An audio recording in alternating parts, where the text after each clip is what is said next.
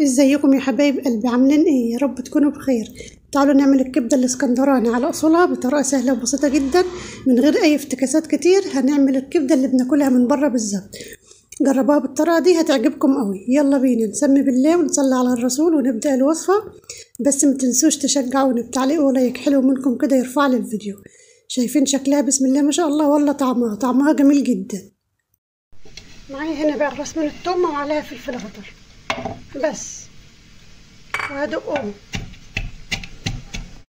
وادي الدقه بتاعتي اهي، انا دقتها في الهون عشان مش عايزه الفلفل بتاعي يجيب ميه، عايزاه خشن بالشكل ده كده اهو. ولو هتضربها في الكبه ما تضربيش برضه لحد ما الفلفل يجيب ميه معاكي. هحط شويه من التتبيله على الكبده بتاعتي، خدت تقريبا نصها كده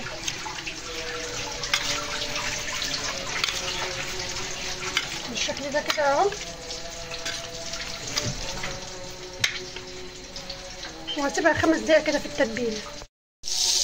وادي نص التتبيله التانية اهو، حطيت في الصينيه ومعاها شويه زيت حلوين كده. ودي حته دهنه انا حطاها تدي طعم الكبده بتاعتي. اللي مش عايز يحطها ما يحطهاش خلاص براحتكم، بس يبقى مديها للكبده طعم حلو.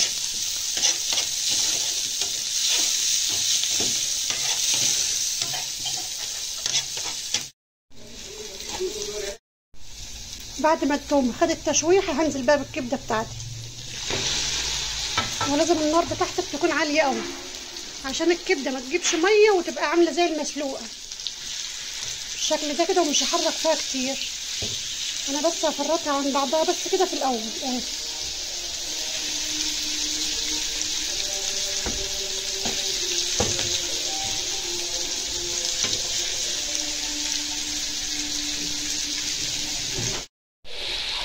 شايفين بقى هي خدت لون بسرعه ازاي اهي، ما بتاخدش وقت خالص كده. بقى اقدر اقلب فيها براحتي اهي.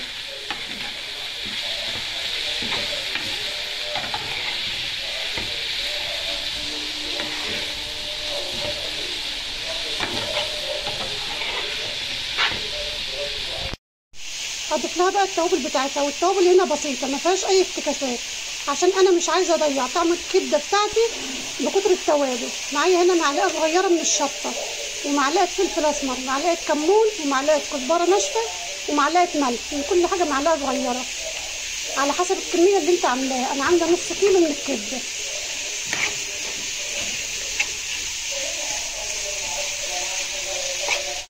اهم شيء عشان الكبده تطلع طريه وحلوه معاك وطعمها حلو زي اللي بنشتريها من بره بالظبط، لازم تسويها في ماده دهنيه كتيره. ما بتحبش الماده الدهنيه كتيره فيها، بعد ما تسويها تقدر تصفاها من عليها، بس المهم تسويها في ماده دهنيه كتير زي ما بقولك كده. تحطي في الصينيه حبه زيت حلوين، لان الماده الدهنيه بتاعتها لما بتبقى قليله الكبده بتجيب ميه وبتبقى زي المسلوقه بالظبط، طعمها مش حلو. هطشها بمعلقه خل صغيره مش كتير، ما تزوديش فيها الخل. وهقلبها. انا كل ده شغاله على نار عاليه، ما تهديش النار تحت الكبده. الكبده لو استوت على نار هاديه هتجيب ميه وهتبقى عامله زي المسلوقه زي ما بقول لكم كده. لازم النار تكون عاليه تحتيها. هي اصلا مش بتاخد وقت كمان يعني في سواها، مش بتطول. هعصر عليها ليمونه كبيره، الليمون بيديها طعم حلو قوي وبيضيع ريحه الزفره منها كمان. وهقلبها فيها.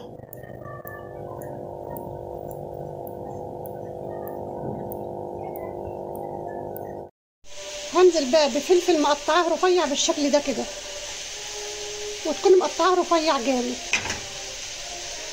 ما تخلوش تخين عشان يبقى حلو في الكبده. لان انا يا دوبك هديله تقلبتين كده وهطفي على الكبده بتاعتي.